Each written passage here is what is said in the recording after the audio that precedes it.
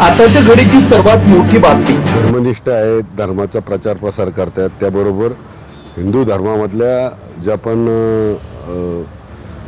सगळे घटक आहेत त्या सगळ्यांना नेहमी प्रबोधन करून योग्य मार्गाला लावायचं काम करतात, योग्य मार्गाने नेण्याचं काम करतात। आणि मी पहिल्यापासून सांगतो की जो प्रकार लावंडेंनी केला, जे शब्द वापरले आमच्या वारकरी संप्रदायातल्या आमच्यासाठी जे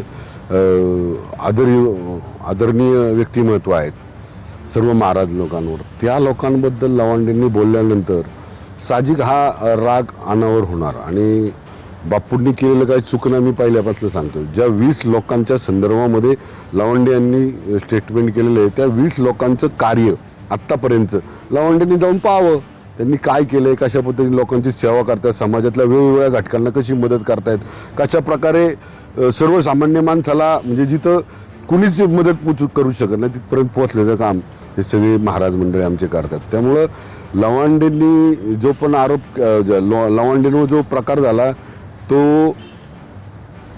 तो योग्य आहे। आम्ही संग्राम बापूंचं पूर्णपणे समर्थन करतो। लावंडेंनी आपली पातळी वगैरे आपल्या बुद्धीची पात्रता ओळखावी। लावंडे असतील हुशार, एक प्रवक्ता म्हणून ते चांगले असतील, पण आमच्यासाठी आदरणीय जे संप्रदाय क्षेत्रातले वारकरी संप्रदायातले जी लोक आहेत त्यांच्यावर बोललेत की त्यांची उंची नाही, माझी पण नाही। उद्या लावंडेंनी पक्षाचा प्रवक्ता म्हणून विरोधी पक्षाच्या सगळ्यांवर त्यांच्या पक्षाचे जे पण काही ध्येय धोरण असतील त्याच्या माध्यमातून आरोप करावे।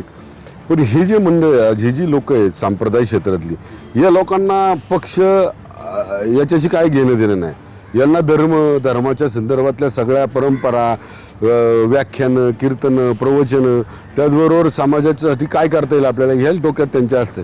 त्यामुळे यांच्या संदर्भामध्ये त्यांनी बोललेलं हे 100% निषेधार्थ आहे। तुकाराम महाराजांनी सांगितले, ना टळला असेल तर माती काठी घातल्याशिवाय ते पण सुधारत नाही।